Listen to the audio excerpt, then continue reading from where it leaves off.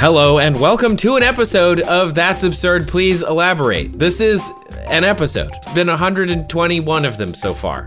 And now there is another. Another has risen as the prophecy foretold. See, I was thinking Yoda, like, there is another. You know, Another Skywalker. There is another podcast episode. Of course there are. It looks like, thanks, it's Thursday. Yeah, I know. Yeah, we're two dudes. Of course there's another podcast. There's always another podcast episode. Anyway, we normally just get right into the episode. That's not true. I'm sorry. That was a lie. We answer science questions that you send us with the science research that's out there. And we hope that the question you send is absurd or ridiculous or far out. And we've had thousands of questions sent in so far, and we are working our way through them. And we love every single one of them. They are so funny. Thank you for all of those people who've sent them in. Thank you to all of our Patreon subscribers who keep this show going. If you want to join, you know where to go. Just down into the show notes, you can find it. Also, I'm Trace Dominguez. Did I say that? And that's Julian Huguet over there. We're science communicators. This is our job. We communicate science. But maybe not names. Other things particularly well, but science we're pretty good at. That's it. That's the good part. So let's get started. Julian, what question are you going to answer this week? My question comes from Kristine, who asks, do squid need glasses? Because they got that big old eyeball. They got that big eye, right? They got that big old eye. You know, funny story. I have a 4-year-old, and we were teaching him I Spy. You know, I spy with my little eye something red. Right. Firstly, 4-year-olds haven't, or like 3-year-olds maybe, I guess. He might now, but he had no concept of what that really was. And so he would say red, then you would guess red things, and he would decide if you were right at the time of your guess. Which is honestly a diabolical way to play I Spy. But also, for some reason, every time I would do the game, like my partner, she was fine. Like, I spy with my little eye, and he's like, oh yeah, mommy, yellow. Yeah, okay, it's that. You know, and he would guess. But if I did it, I would say, I spy with my little eye, and he would go, no, daddy. And I'd say, what? And he's like, your big eye. You got big eye, Dad. So then I just big started squid eye. Yeah, I just started adding, you know, weird adjectives like my big grotesque eye, and he just would giggle and laugh and laugh. I spy with my horribly swollen, possibly infected eye. Right, and he would just be like, hee. And I'm like, I didn't really spot anything because of the glaucoma, but that's okay. So back to squid. So squid. So Kristine asks, there's a lot of variation in human eyesight, and some humans need glasses, myself among them. Do squid or octopus have similar variations in eyesight? I mean, the eyeglass is the most common human prosthetic that we use, which is pretty cool. Is it really a glass eye? No, like glasses. Oh, sorry. Like it's a prosthesis. If you think about what it is. Yeah. Yes. Firstly, I have a friend with a glass eye. He taps on it with a pen when he's thinking about things. Oh, I would do that for sure. I'd be popping that sucker out to freak people out all the time. He pops it out for sure. Oh, yeah. It's great. Yeah. I would be finding all sorts of excuses to have that thing come out. Oh, the amount of times that I would, if somebody did something silly, like threw something, like litter, that I would just pop my glass eye out and be like, bah! And then like show them my empty eye socket and be like, you shouldn't litter. It would be great. If I were close friends with someone, occasionally I would go, hey, catch. And then I'd throw it at them. And then they'd have to grab it instinctually, right? And then I would tell them that they caught my eye. So squid? So squid. So squid. So squid eyeballs. So squid. I think that was a good joke. Okay. So squid eyes. Squid eyes are cool, Trace. Yeah. I don't know if you know this. Squid eyes. They're watching you. Okay. But it would be wetter. It'd be more like... Yeah, a lot of plop in that clap. Yep. But they're awesome, right? Because squid and humans, I don't know if you know this, not very similar as organisms go. I beg to differ. Oh, yeah? Let me make an argument. Yeah, you're a big fan of squid. Name 5 things we have in common with squid. We're alive. Yeah, okay. That's my bad. That's too easy. All right. We're both red. What? We both have a hard beak that we use to... Right. What? Have you been a secret squid this whole time? We both like Miyazaki movies. I don't understand. It doesn't... Secret octopus? That's, by the way, this is one of my favorite video games, Octodad, where you are a secret octopus trying not to get discovered by marine biologists as you take your family to the local aquarium. That's great. Fantastic, weird game. Anyway, we and squid, we diverged long ago, right? They are invertebrates. They don't have a backbone. We are vertebrates. We have a backbone, which means our most common ancestor is sometime around that split or earlier. Which means that our most common ancestor with squids is at least 500 million years ago. Wow. Yeah, that's during the Cambrian period. Life looked really weird and different back then. We're super, super distantly related as beings go. And yet, vertebrates and cephalopods are the only two groups that, for the most part, have camera-style eyes. Oh. Right? Cool. There are some... specific other like little niche groups, like some spiders, some marine worms, but for the most part it's cephalopods and us that have camera style eyes, except for nautiloid cephalopods like the nautilus. They have a little pinhole style eye because they're basically living fossils. But anyway, they are pretty cool though. They're super cool. We love a nautilus. Cephalopods having this type of eye and us having this type of eye is often given as an example of convergent evolution, right? Even though we started at very different places, we basically came to the same solution or a similar looking solution to solve this evolutionary problem, which is how do you perceive your environment using light, right? Yeah. But there are some important distinctions between how their eyes work and are constructed and how our eyes work and how ours are constructed. Most popular, most famous one is probably, Trace, do you know this? The difference between theirs and ours? Yes. I don't know. Theirs real big. That's all I know about squid eyes is how big they are. Although, yes, relative to their body size, they're quite large compared to vertebrates. But a major difference that's often cited, you've probably heard this before, is that they don't have a blind spot. Oh, I actually hadn't heard that before. Oh. Or at least if I had, I hadn't stored it anywhere. It's new to you now. It's new now. I'm one of today's 10,000. Welcome. Maybe it was new in the past, and it is new again. Yeah. Yes, so our eyes have blind spots in them.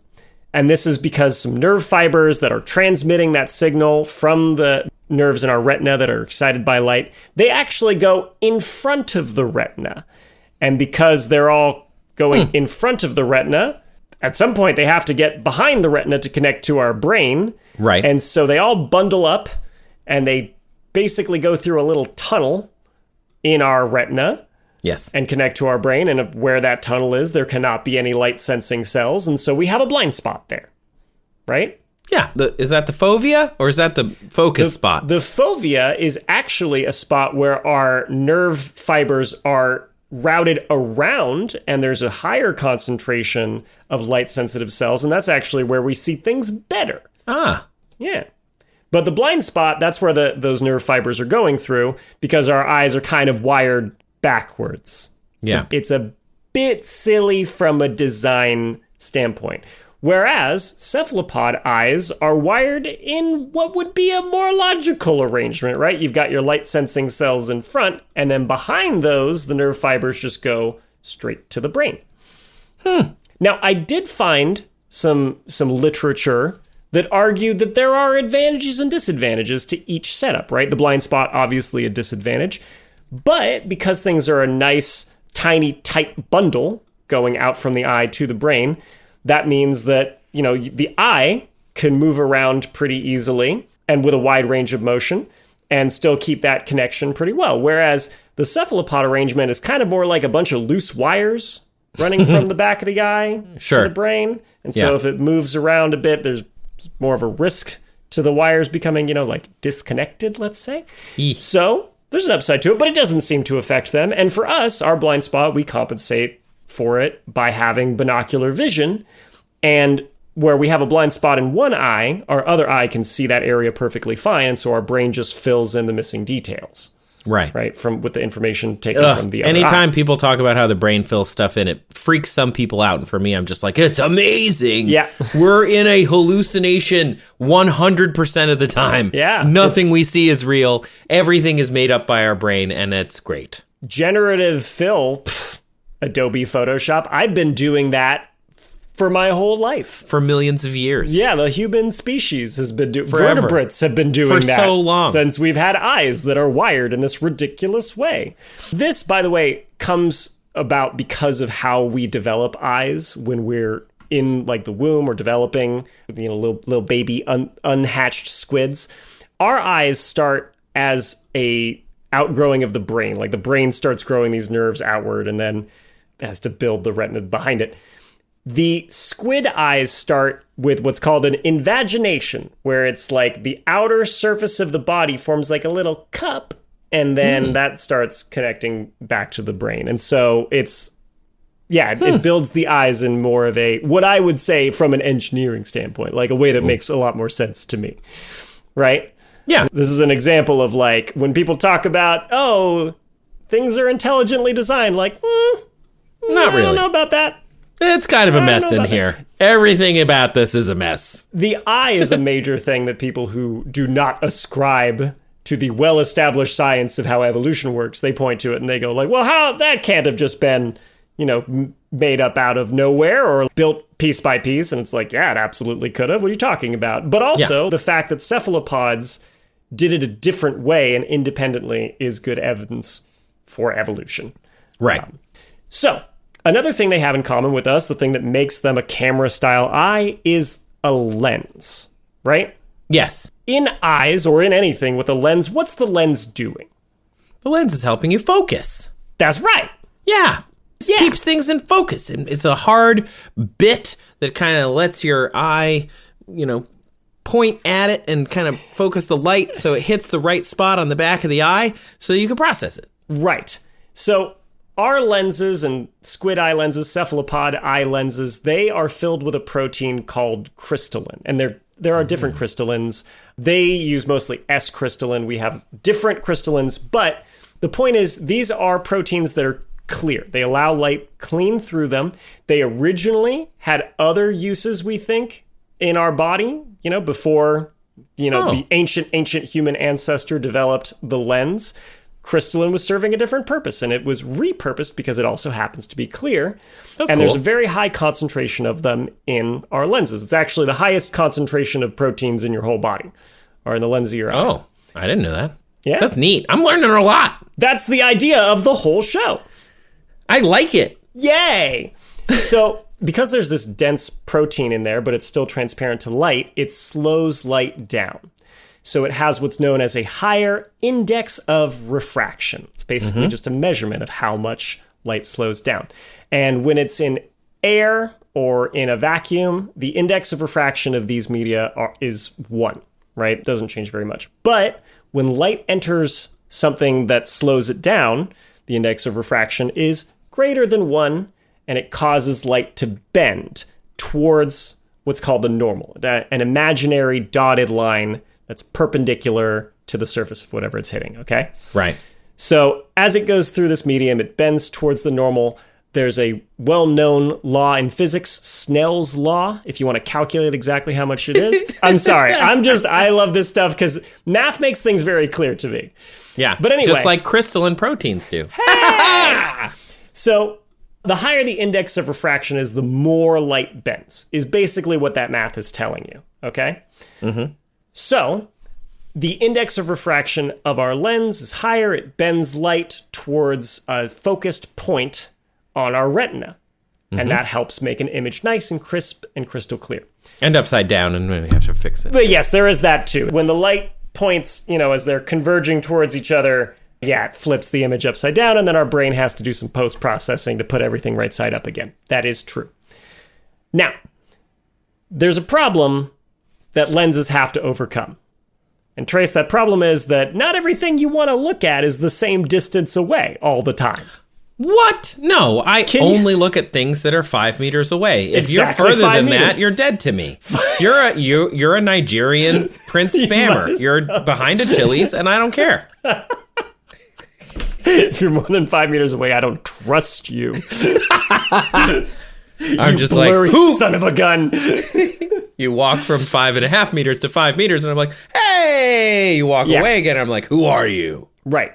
Yeah. So the lenses of our respective eyes have to overcome this challenge. Do you know how the human lens deals with things being different distances away? Man, you're really quizzing me, and I know very little about the eye. Oh, this is fun. That means you get to learn so much. It's so interesting because I just don't know that much about how eyes work. I know some, but like not the mechanics. This is cool. So the lens in a human's eye is flexible. I mean, that's what I would have guessed. Right. I would have guessed that we have little muscles that pull on the lens in some way to kind of flex it so that we can focus on different distances. Because that's what we would do if we were in a camera lens, that it doesn't move the glass, but it changes the distance. We can't do that as easily in our eyeball. We can't we can't go gadget eyes for all the elder millennials out there. Right. If you know that reference, go get a colonoscopy. It's important. You imagine a guy who just came out of his colonoscopy appointment and he's like, oh man, that was tough, but at least I can listen to my favorite podcast now. And now he has to turn around and go back. If you get that reference, get your mammogram. It's turn around. Important. Yeah, we care. We care about you. We care. As people. Stay healthy. Have health care.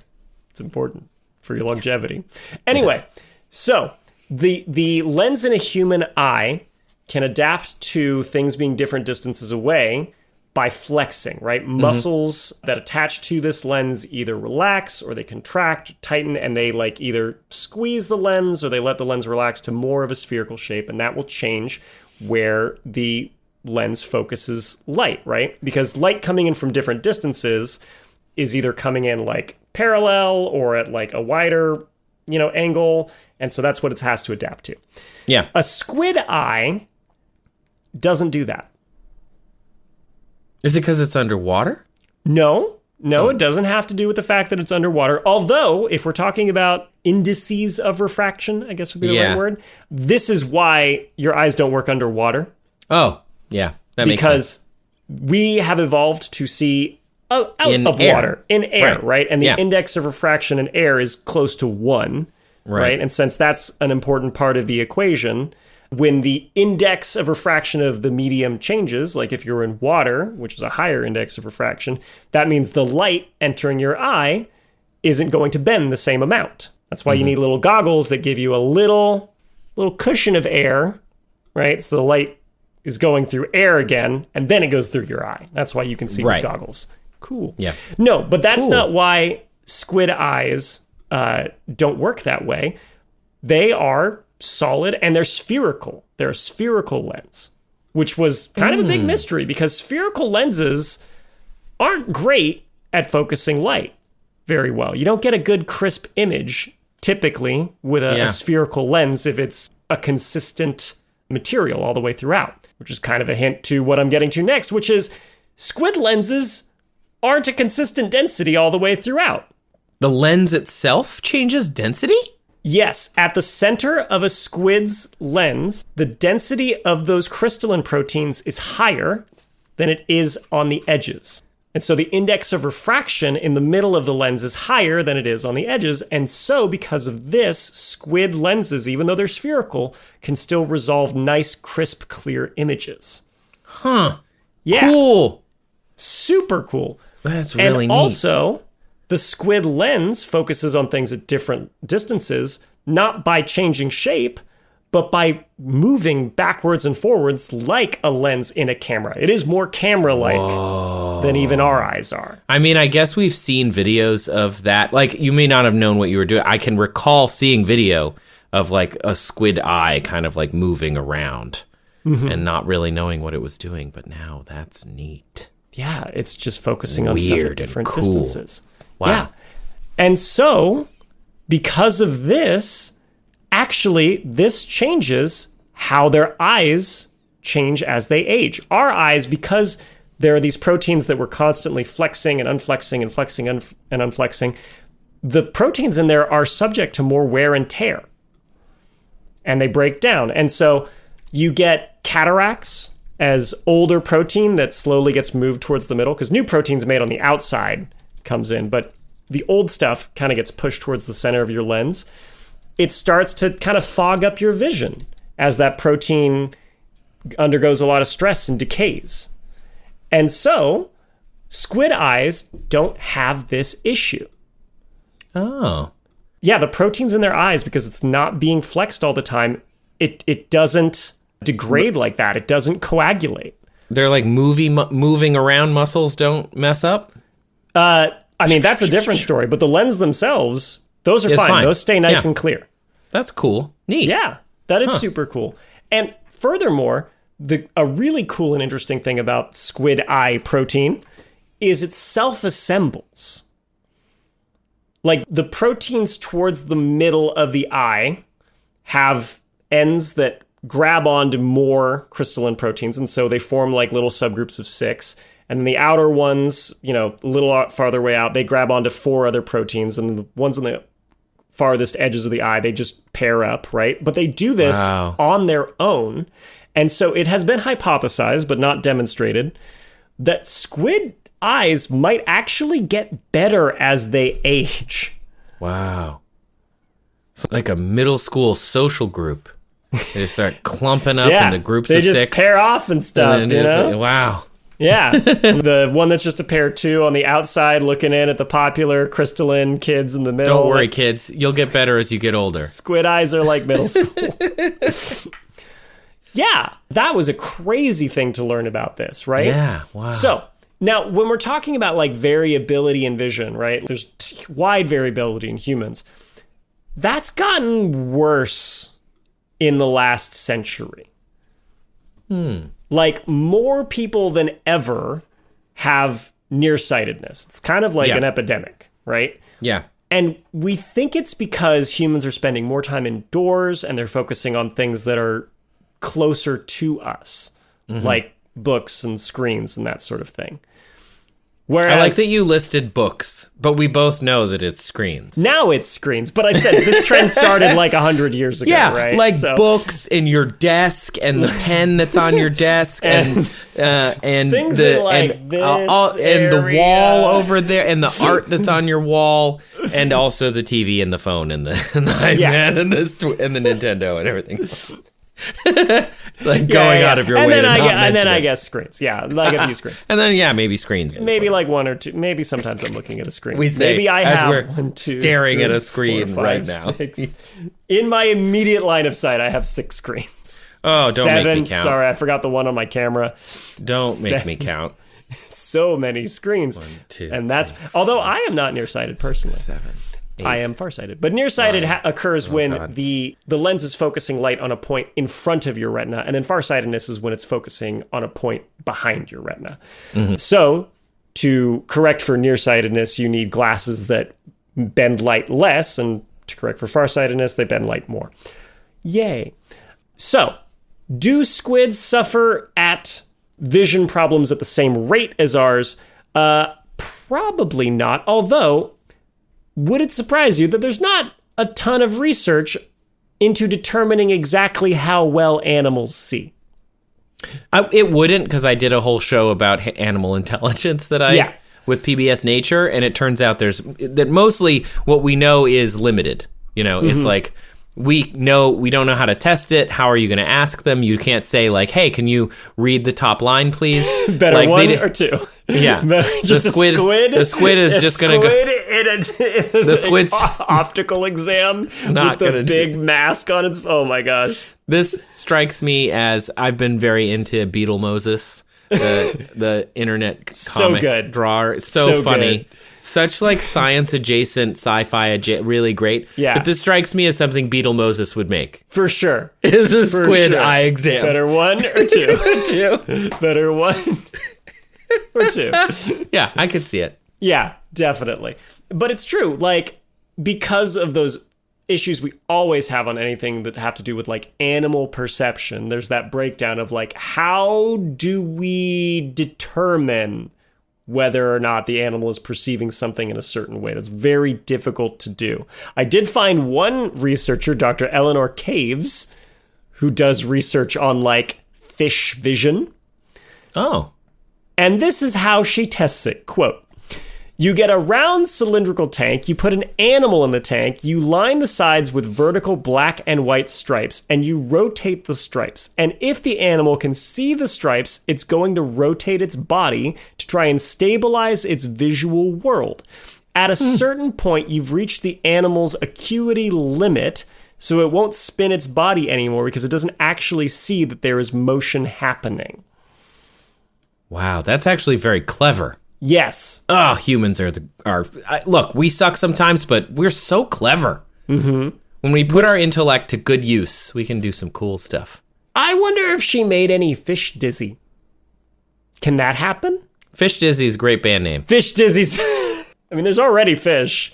Yeah, Fish Dizzy, though? Fish Come dizzy on. with a PH. One word, Fish Dizzy. Fish dizzy. Oh, okay. I dig it. I think they're bluegrass. Bluegrass fusion. Bloop, bloop, bloop. Grass. Bloop grass. Bloop grass. That's good. Anyway, yeah, I wonder if she made some fish dizzy. Probably. Can fish get dizzy? Don't know. So, to get back, Kristine, to your question, do squid need glasses? I do not know, and as far as I can tell, research doesn't have any data really on how often squid eyesight is less than, say, like perfect. But I do imagine that there is some variability in it, like there is in all things. However, human eyesight has gotten worse lately, and so we might be kind of more on the extreme side of animals that need corrective vision as a proportion of our population compared to things out in the wild that might rely on eyesight for things like hunting, which squid down in the murky depths where there's basically kind of nothing else to perceive things with. That's a major way they hunt. That's why their eyes are so big relative to their body size. Also, they can't see color, is what I learned from researching this, as sort of a tangent. Oh, I didn't know that. Which is insane to me, because they change color to, like, communicate and camouflage, depending on the species of Are you thinking squid, or are you thinking like a cuttlefish? They all change color. Squid do too? Yeah. There's a great image I recall of a squid that's, like, flirting with a mate, and one half of its body is a certain color and another half is like pointed towards a male, and it's like, you stay away from her. But yeah, squid. Oh yeah, I've seen that. I've seen that video. Yeah. So the cephalopods, they can change color by and large, and it's crazy because their eyes are not constructed in such a way that lets them see color. The protein in their eyes that reacts to light is oriented in a way that instead makes them sensitive to light polarization. Oh, cool. Yeah. I wondered about that because that's pretty, it's not common for underwater stuff, but, you know, more common. Mm-hmm. Mm-hmm. And so how might they be able to, if you're an octopus, say, like, color match to its environment? We think that actually, like, their skin independently has light sensing cells that can detect color. That might be one explanation of it. Yeah. Nuts. Lots more, by the way, to learn about squid eyesight and stuff if you want to be a marine biologist like everybody does when they're 7 or 8 or 9. And then some people, like, grow out of it, and I don't understand how, because now I want to go back and, like, learn more about it. Go back into it. Dip your toes in. Really cool. Yeah, do it. Okay. Get in there. So, do they need glasses? Probably not at the proportion that we do, but the very cool thing is, as they age, does their eyesight get worse? No. Unlike us, squid eyesight remains, unaffected by degradation of those crystalline proteins or the lens becoming, like, more rigid like ours does. And so, yeah, squid eyesight doesn't get worse over time because of those reasons, I would say. So would they need glasses as much as we do? Doesn't seem to be the case. Maybe, like, little baby squid need glasses, like little baby glasses, and then as they get older they grow out of them and they're like, hey, glasses day, no more glasses now, and I got my braces off my beak, I'm finally hot, like, hey ladies, how's it going?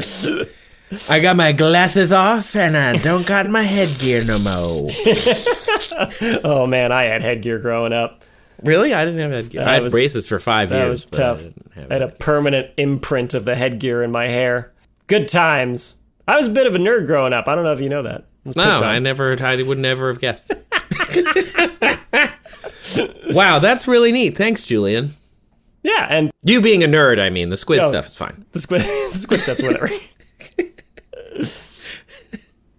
Any final thoughts? Nope. Cool. Great. Let's take a quick break, and we'll come back with my answer for a question that somebody asked.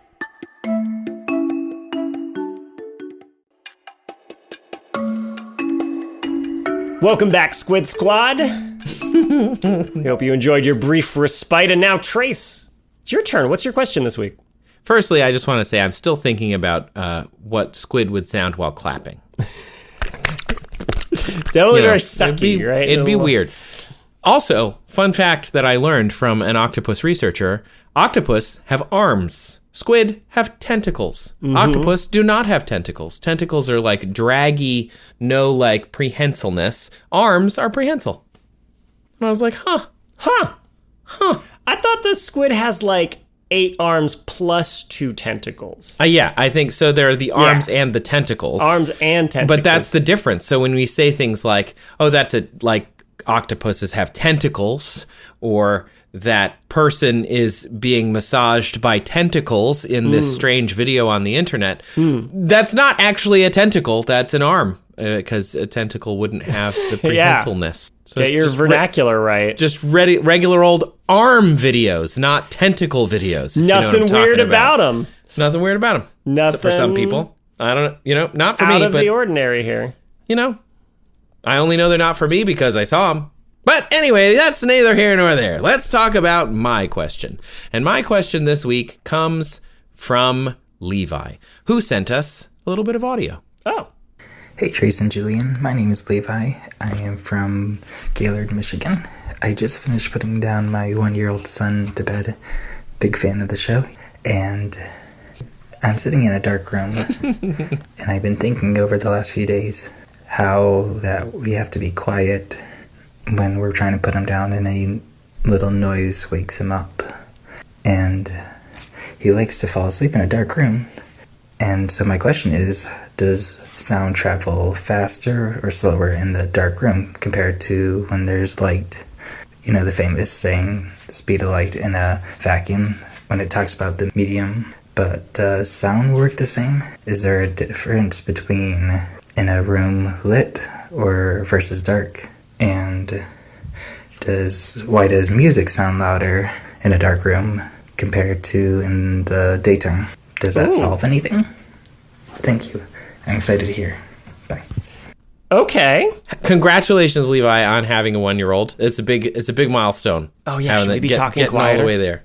What? Should we be talking quieter? We don't want to wake the sorry. child. Sorry, Levi. Sorry. I hope I didn't wake them. I hope we didn't wake them up with all our squid chatter.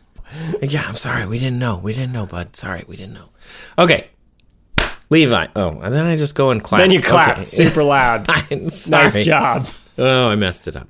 You've upset the baby. My kid is asleep upstairs right now as we record this. So, okay, the short answer, Levi, because you're a parent and you're busy. No, light does not affect sound at all. They are completely different things with completely different transmission modalities. But there is an interesting way to think about how light could affect sound that I think I have figured out, and we're going to come back to that in a second.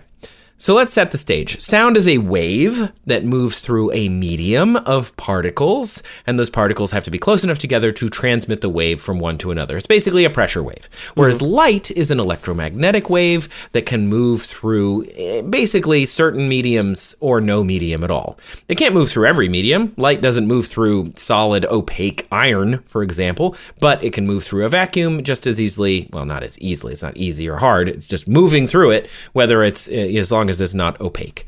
We humans think of these things as related, I think, because they are two of our most important dimensions of our experience of the world. We hear things and see things more than we do the smell, the touch, or the taste of those things that are around us. Although I do love those people that are like, your tongue can imagine whatever you tell it. Imagine carpet. And I'm like, I can imagine hearing carpet, I can imagine seeing carpet, I can imagine touching carpet, I can imagine smelling carpet. Yeah. It's not like the tongue imagining licking carpet is somehow magic. I think if you're just imagining it, you're a quitter. You should get down there and actually lick that carpet. Please continue. In nature, light and sound are not really connected at all. Like, you can get sound when light is emitted, but it's not actually like lightning, but it's not the light that's giving you the sound. So on the surface, the presence of light in a room, say a kitchen, in no way changes the movement of sound through said room. You can turn it on, the lights, you can turn off the lights. The sound transmission through the room is not going to change at all. And in fact, if you could personify the sound would have no idea if the light is on or not, and the light would have no idea if there was sound happening or not. So I think I do know a way we can fix this. So let's talk sound. Sound moves through mediums. The medium of the thing matters a lot. You know, we all know that the speed of sound, right, in air is approximately about 330 to 340 meters per second, or about 1,100 feet per second. And it moves faster through other mediums. Usually water is listed, moves much faster through water, about 1,500 meters per second. That is way faster, about 4.5 times faster. And that's because the particles are closer together, so it's easier for the energy to transmit through that, and so it goes faster.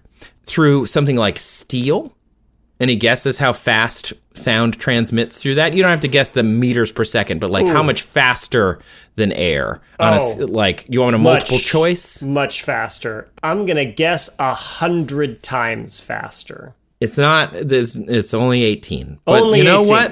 I'm going to guess 100 minus 82 times faster. Wow. You are, I don't know how you guessed it. I'm so smart.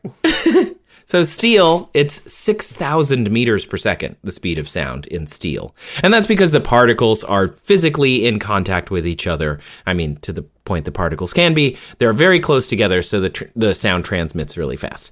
But even within these things, it varies. So hotter air and colder air have different particle energies, the different energized states, and therefore the speed of sound is going to change. So the speed of sound through like room temperature air at sea level is typically what we think of when we think, like at 1 atmosphere is the 330 meters per second. But hot air is 355 meters per second. A thinner, rarefied air at high altitude, fewer particles, is 295 meters per second.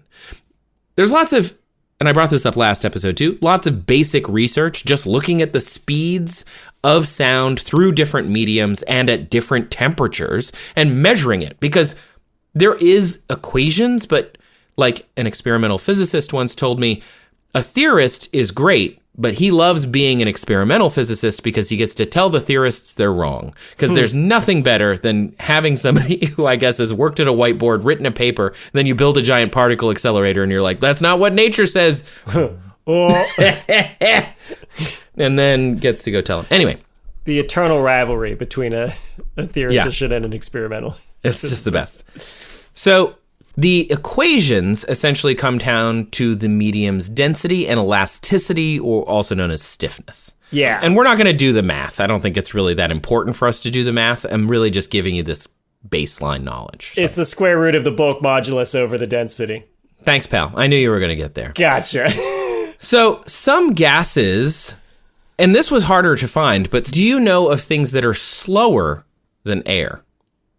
I mean, gases that are heavier than air, right? Yes, exactly. The slowest gas that I could find that was fun was trichlorotrifluoroethane, which at 53 Celsius, like pretty hot, 125 Fahrenheit, the sound is only going to move 124 meters per second, or about 400 feet per second. It's very heavy, and it's very hot, so the molecules are farther apart.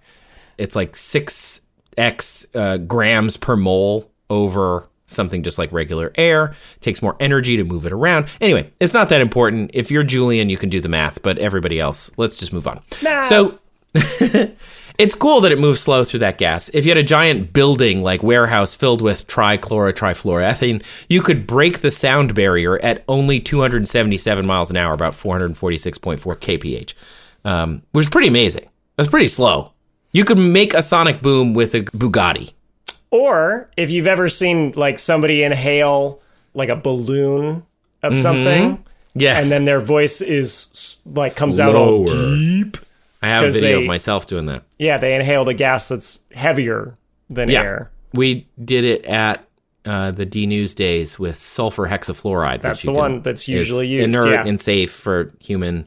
You still, the dangerous part about inhaling it, even though your voice comes out sounding like this and it's so weird, is that it's the opposite of helium. But it means that it sits at the bottom of your lungs because it's heavier than air. So to get it out of your body, you have to turn yourself upside down. You have to do a handstand. You physically have to actually has to apply. put your lungs below your center of gravity so the air falls out of your body, and you have to breathe out really well. Otherwise, you can end up hurting yourself. But it was fun. It was fun to do. Okay, but anyway, now that we're all on the same page, we kind of understand what's going on with sound, because the speed of light is a constant, universal constant through a vacuum, but it does change through different mediums. It changes speeds. You can slow it down, but I don't think that that's as important. We're really talking about how sound changes with the presence or absence of light. So Levi's elaboration that he wrote out, I think, is really interesting, where he talks about how it changes in a dark room. It changes, music gets louder when the room is dark. You can hear little things when the room is dark, like why does his kid wake up so easily with just little teeny sounds? So we spent the last few minutes talking about physics, but this isn't really about that at all. This is about that sight-sound interaction in our brains. Again, most important senses, a 2016 study in psychological sciences with 59 participants, mostly UCLA graduates, were seated in front of a computer monitor with speakers on either side. And they were shown flashes of light, and they were played beeps from the speakers. Now, sometimes they only showed the flashes. Sometimes the researchers only played the beeps. And sometimes they did both flashes and beeps together. They varied up to 4 different ones, and they had 360 different combinations over an hour. And the undergraduate's job was to say whether it was a beep or a flash and where it was. It's pretty complicated, actually. 360 in an hour, too. Yeah, this is a you're marathon. Doing it fast, and you're doing it a lot. And the idea was to test our sound and vision processing. So senses would, quote, blend together. This was really difficult for these participants. So you'd have 2 beeps and 1 flash as a combination, for example. And people would report that often as 2 flashes, even though there was only 1. And the researcher, Ledan Shams, said, quote, when there's sound, many people get fooled into thinking there are fewer or more flashes. In another experiment that was very similar, they put 5 speakers behind a screen, and they would flash and beep, and sometimes the flash would come from the same place as a sound, and sometimes it would come from different places. And so people had a lot of trouble if the sound came from the left, say, and the flash was on the right. They would have trouble pinpointing where the different stimuli were from. It would confuse our senses. And the why of that comes, in my mind, I found another study in Nature, in human behavior. They used EEGs and did these beep and flash experiments, which are apparently pretty common. And they found that the brain was processing the sound and the light in 2 different ways, and then integrating that data and giving it to the conscious mind. So it was like 2 data streams. Here's the sound stream, here's the sight stream. And then when we have to perceive those things, it meshes them together, and they would sometimes get messed up in that meshing. Also in this study, they would send the sound and flash out of sync a little bit, and the brain would hold on to the data that was ahead until it was lined up, and then give it to the conscious mind, which is just incredible. It's so diabolical. As we were talking about before, this is an example of how our consciousness is just a parlor trick, and it's great. So fun. So, with all of this in mind, there's not exactly research on talking about, because again, light and sound have no scientific relation. Not a lot of science that looks into this. However, Levi did write out they didn't say it in their audio, but Levi did say that they have trouble hearing sometimes when the lights are off, like they can't hear as well, they think. Maybe they're relying more on their visual data than their audio data. Yes. Maybe the flash is more important to them than the beep. So when there's no flash, they have trouble placing the beeps. And we saw that in the sound and flash studies with these participants as well. And what I actually want to do now is do like that Mythbusters thing, though. You know, like when when they would see something that was plausible or they busted it and they're like, how can we make this happen? And it would usually end up blowing up something. So we talked about sound moving slower in a dark room. Levi wanted to know, can sound move differently? Now we assume something like a room that Levi's in with his child, or a kitchen, or like a normal room you would be in. But let's say the room that you're in is a slightly less normal room, like an infrared sauna. In an infrared sauna, powered by infrared light, usually with heaters that are glowing, the glow is regular light. It's a side effect of the heating elements in the sauna. Technically, in a warm room, the sound is traveling faster. And it's being lit by infrared heat and light, the side effect of the heaters. So because the medium, the air, is hotter, we're not talking about a lot faster. Like, it's not a lot faster. And it's not perceptible in the size of the sauna. I know the equation for that, too, if you want to know it. Julian. You want to know how to calculate exactly how fast sound is traveling through air. If I say no, air. I feel like your head is going to pop like a zit. So I'm why don't you just tell anyway. me? Yeah, if you want to, at home, if you want to calculate how fast sound is traveling through air, it's a very simple equation. It's 331 times the square root of 1 plus the temperature in Celsius over 273. Right. That's it. Great. So at 20 C, it's 343 meters per second. But if it's hotter, it'll be faster. Say at 90 C, it's about 383 meters per second. There you go. Already. I just didn't explain like equations, but I'm glad you did. There you go. Did you find the same equation, or did you just learn it from me? I just used the engineering toolbox that had a calculator built in because I love them. That's good. That's fine.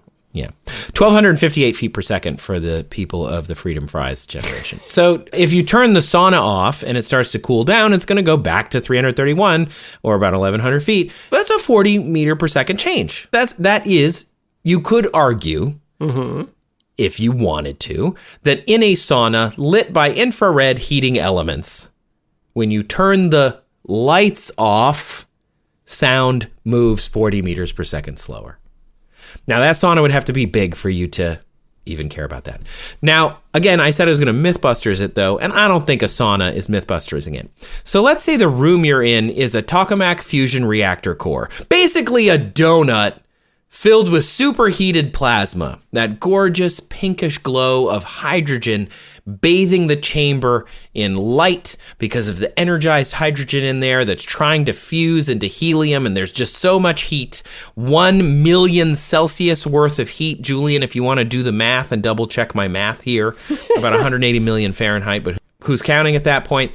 At that temperature, the speed of sound inside of that space, lit by the glowing plasma of hydrogen, is 200,413 meters per second. Wow. This is fast. That's very fast. 657,524 feet per second. 200,000, you said? Meters per second. Yes. It's still 1,000 times slower than light. I was going to say, but that's fast.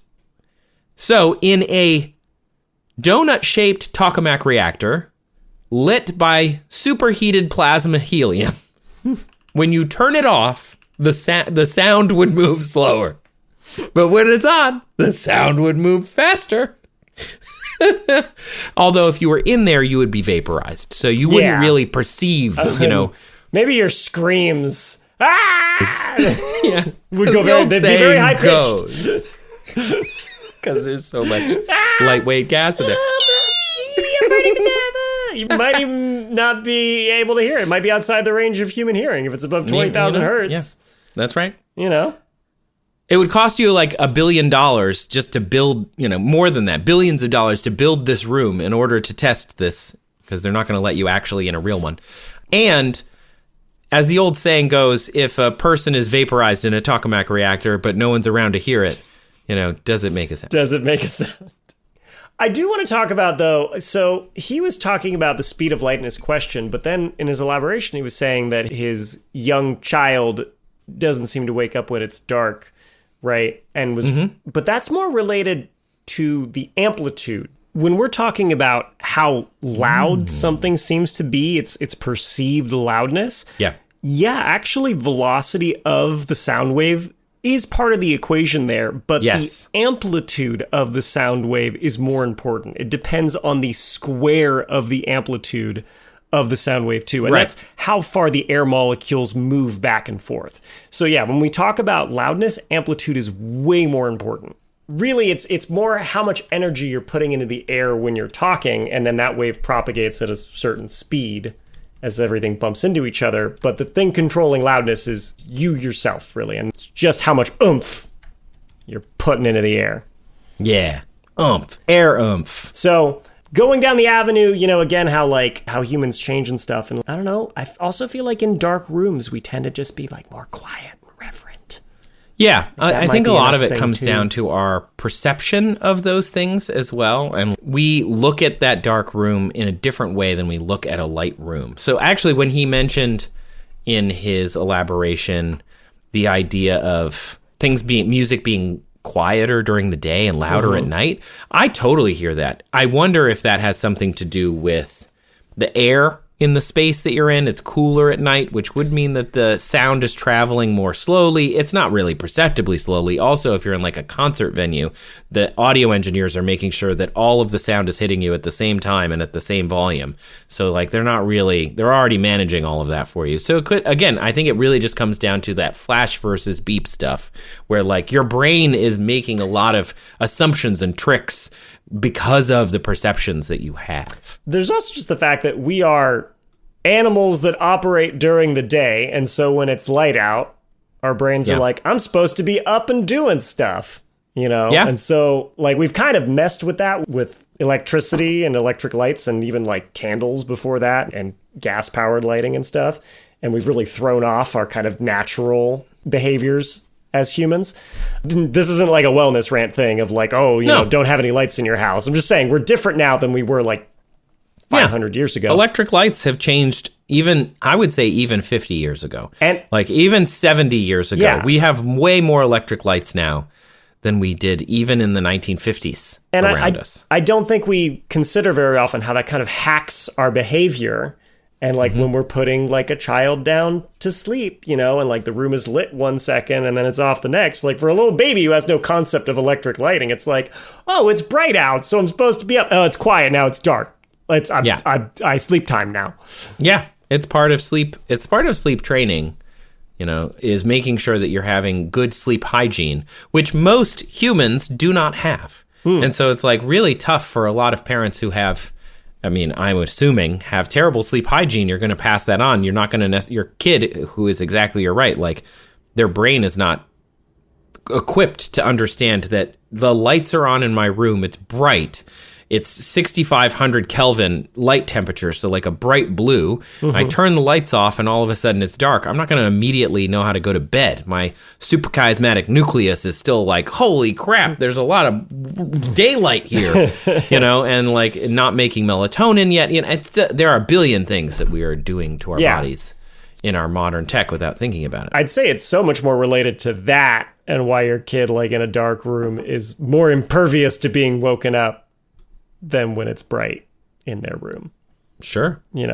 I think you're probably right. There's probably something to that as well. Beeps, flashes, and evolution. Well, that's going to do it for this episode of That's Absurd. Please elaborate. The show was created, written, and produced by Trace Dominguez. And by Julian Huguet. The show was also edited and produced by man who could produce audio in a tokamak, Kyle Sisk. The show was also associate produced by Sabrina Capello. Our music is thanks to Epidemic Sound. Thanks to listeners who submitted questions featured in this episode, Levi and Kristine. If you want to submit questions, we have made it as easy as we can, we think. There's a form down in our show notes, or you can email us at hello@that'sabsurdshow.com, or you can visit our website, that'sabsurdshow.com/ask, or you can call us at 302-TAPE-SHOW. Thanks very much to our absurd administrators, Adam, Les, Austin, Jonathan, Dan, Sabrina, The Brain, Hannah, Apothecarian, Christina, Atomic Straw, Brian, Shane, and Metric Ton of Batcat. Really good. Love So that funny. name, Metric Ton. And thank you, of course, to all of our Patreons who support the show, both financially and spiritually. It's nice to, see you all in there and give you all polls to vote from and have you participate and pick and hear the funny different things that you're up to and have you suggest maybe even helping us in crazy ways. We have some incredibly, learned, smart people in there that, again, always shocks me when they're listening to our two silly Billy Gooses. Thank you to all of our patrons, as always. And, of course, if you want to see clips from the show and share them with your network, you can find us at That's Absurd Show on Instagram, YouTube, and TikTok. Sabrina runs those, and so she makes fun of us regularly. If you want to see that, which I think you should, we are roasted. Just getting clowned on by Gen Z. This is our future. I love it, actually. I'm here for it. And maybe you should be, too. Follow us over on those platforms and enjoy. And, of course, a special thanks to those who are following and listening on Nebula. Those listeners, just by listening, are supporting the show. We get a little support from Nebula when they do that, and you can join and do that as well. Just by joining Nebula, you support the show, and then listening on Nebula, you support the show even more. So go to go.nebula.tv/That's Absurd Show, and by joining there, you get a discount on an annual membership. It's really affordable, and you get to see a whole bunch of other cool stuff on Nebula. Fun, cool thing that just happened on Nebula. Tom Scott, YouTuber extraordinaire, is back, and he's on Nebula a week ahead of his YouTube channel. Oh, yeah, which baby. is pretty cool. I just watched, I know this is going to air a couple of weeks after it happened, but we're recording at the end of March, and he just launched his first episode where he goes to a bell foundry. This is not really an ad for Nebula. I was just really thought it was great, and I was like, man, he is a really good storyteller because he's literally just at a bell foundry, and I'm like, this is riveting. I want to see where this goes. It's really cool. No pun have to intended. know. I mean, I know they're going to make a bell at the end of it. Yeah. But it's neat. It's really neat. So anyway, you can watch that publicly, so you get some really cool benefits. But anyway, as we say at the end of every episode of That's Absurd, Please Elaborate, we always have the same catchphrase, which is, Julian, what is it? I can't say what I'm thinking. Okay, how about you just say it to me and we'll bleep it out. I just shouldn't say it. Julian, don't say that. You can't say that. Just lick that carpet. Get in there. Get in there. Listen. No one will know. You gotta get in there. Your tongue doesn't know. You shouldn't talk about carpet like that. If you want your tongue to know, you gotta lick that carpet. My catchphrase was going to be Right. Beetlemosa's squid eye exam. I wrote it on my notes and I was like, oh, but yours is better. Well, we'll see you next week with another episode of That's Absurd, Please Elaborate. Well then. And we're sorry.